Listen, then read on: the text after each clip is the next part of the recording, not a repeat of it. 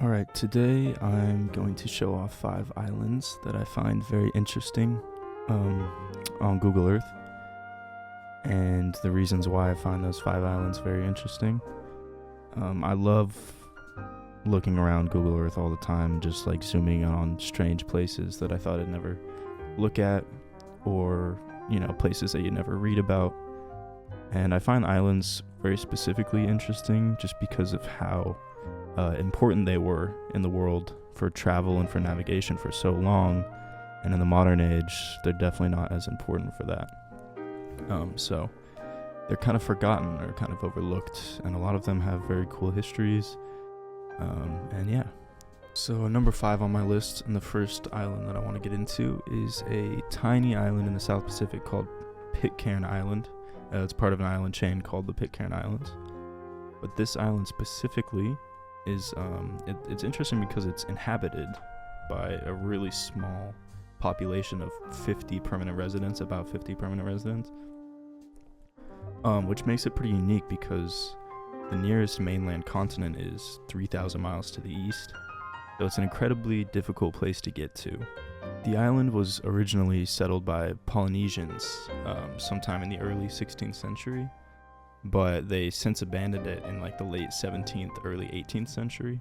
So the island remained uninhabited until 1789, when a Royal Navy merchant ship called the HMS Bounty was sailing near Tahiti, when there was a mutiny aboard, and 9 mutineers made off with the ship after dumping all the unwilling participants in the mutiny and the captain, and they kidnapped 11 Tahitian people as well, and were basically on the run looking for an island to settle down on. They tried a couple different islands, but eventually stumbled upon Pitcairn, and the reason they chose it was that the British Royal Navy maps were incorrect. It was in the wrong location, so they thought they could hide here. So they sailed to Pitcairn and sailed the HMS Bounty into what's called Bounty Bay today. They set fire to it and it sank, hoping to hide from the British Royal Navy. And then those 9 original mutineers, along with those 11 kidnapped Tahitian people, basically became the direct ancestors of every single person that lives on Pitcairn today, which is only about 50 people, but just having such a homogenous group of people that have existed on this island for, nearly 300 years now is pretty incredible. The history of the people that lived there initially is pretty brutal history on the island. I would encourage anyone to look further into it. But as you can imagine, only having so many people that so far from the rest of civilization is, bound to not be a good thing overall. So number 4, and the next island I want to get into is actually not one island, but it's the relationship between Samoa here and American Samoa.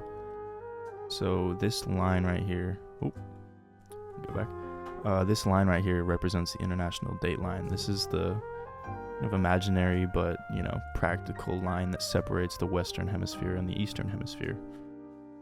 So this line is where the time zones converge, and basically being on the east of the line, you'd be 24 hours ahead of being on the west of the line.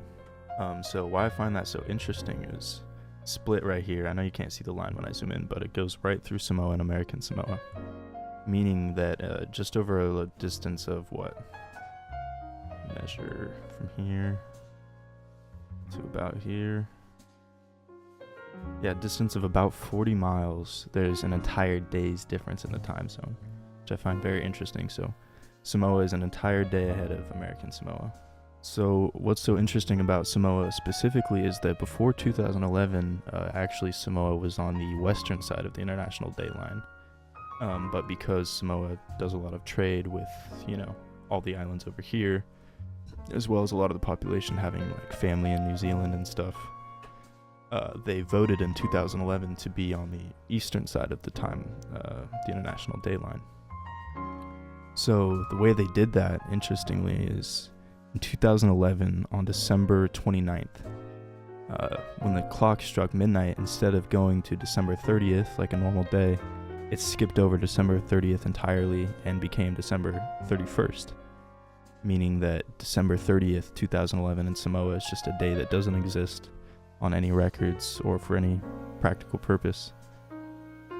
The funny thing about this is that about 500 people across the island had a birthday on December 30th, and that year, 2011, they technically weren't able to celebrate it at all. But I just find it very interesting that there, out there is a day that just doesn't exist on record. Something interesting about this area too is that I was just looking at this path you could take here, which would take you, it's about 1,300 miles, and it would take you across the international date line 6 times in one straight voyage, which is crazy. So it would take you about probably 15 days to do this, but you would experience 21 date changes, which is pretty cool. So yeah, I like that. All right, number 3 on my list of interesting islands is an island chain called the Kuril Islands. So these islands exist right between the southern tip of the Kamchatka Peninsula in Russia and the Hokkaido region in Japan. So it's all these islands right here. Now, the reason I find them interesting is because, number one, it's still hotly contested between Russia and Japan who owns these islands still to this day. They've changed hands a number of times, but yeah, the two countries really can't agree on who owns them. So they are politically important and geographically important because it is, kind of a gateway into the Sea of Okhotsk right here. But yeah, so the reason I find them most interesting is because they have some of the most fantastical and beautiful geography that I've ever seen, I think.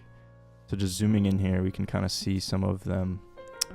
But yeah, they're incredibly desolate, incredibly arid, but they're volcanically active, and they're just dotted with these massive, calderas and low freshwater lakes, even though they're so close to the sea.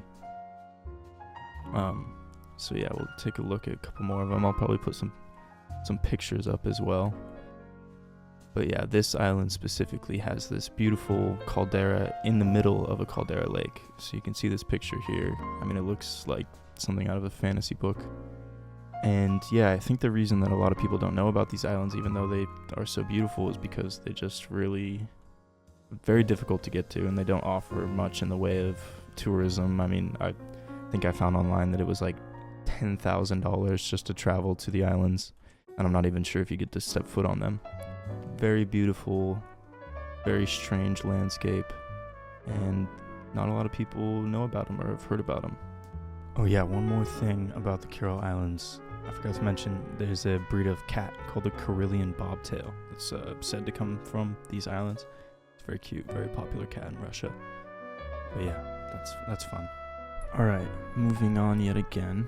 Number 2 on my curated list of islands here is an island called Isle St. Paul. This is in the far southern Indian Ocean. It's a French Antarctic territory, I guess. But the reason I really like it is because it has a pretty storied history of castaways and shipwrecks and, various captains that have sailed there and stayed there for brief periods. But one of the most beautiful things about it is this, I guess it's called Crater Basin. It's just this almost perfect natural bay. I mean, yeah, it's just insanely perfect. I think I find this island kind of romantic because there's a lot of accounts of people visiting it or being stranded there, castaways, or people that have voluntarily lived there for several months. I mean, nobody would ever use this as a permanent residency because it's far too remote and with not much on it. But this perfect bay is incredibly picturesque, and a lot of people have drawn pictures of it and painted it, which I really love. But yeah, I just love the shape of it and how it formed. And interestingly, I think there's a castaway shelter somewhere on the island. Yeah, here's a good picture of the inlet. So actually, in 1889, a sailor named Charles Lightoller became stranded here for about 9 days, and he would go on to become the second officer on the Titanic, which is very interesting. And then again in 1938, a bunch of French fishermen got stranded here, and they radioed for help, and their call was heard 11,000 miles away in the United States. And a 12-year-old amateur radio enthusiast named Neil Taylor reached back out to them and assured them that help was on the way, which is pretty crazy when you think about the vast distance. But yeah, Isle St. Paul is just one of those islands that I'm sure was very difficult to describe after you came back from your voyage of this, this kind of beautiful crater just in the middle of the ocean with this perfect inlet and bay. And yeah, the Castaway Shelter is a very cool part of it. You can actually see it right here. It's like, that's the Castaway Shelter. I think it was built sometime in the 50s maybe. And you can see some other ruins of some, temporary settlements. But yeah, very cool island out there in the middle of nowhere. Okay, up next and number 1 on our voyage through 5 islands that I think are interesting is Sable Island. So we're going to come in here on Sable Island, which is off the coast of Nova Scotia in the North Atlantic. And as you can immediately tell from its shape, it's already very interesting. It's a pretty small island. I think it's about 28 miles across, and it's not even a mile across, or at its widest point, it's not even a mile. And yeah, I mean, it's this crescent-shaped sandbar. And what I find very interesting about it initially is that it's called the Graveyard of the Atlantic by sailors and seamen, because over the course of its history, there's been about 350 shipwrecks, which is a lot, obviously. I think the reason that there's so many shipwrecks here is because it's incredibly foggy around this area. It's prone to stormy seas, to hurricanes, and the island's quite low, so you can't see it, and the sandbar kind of comes out of nowhere, creating this perfect environment for it's also along a very popular trade route. So yeah, it just creates this perfect environment for shipwrecks. They did install two lighthouses on it, though, on either end, which definitely reduced the number. So along the island, geographically, there's these small ponds that are actually fresh water, which is pretty interesting for a island of this size. And because they're freshwater, the island is able to maintain a population of wild horses, which is pretty cool. I'll throw up some pictures of those.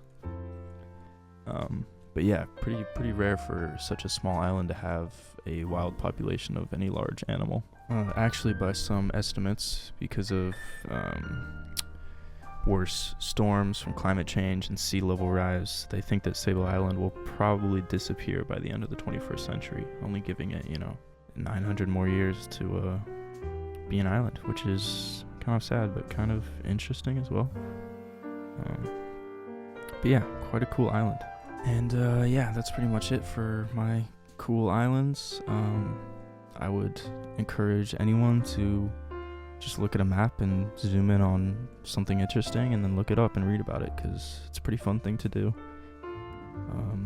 And the earth has many beautiful places.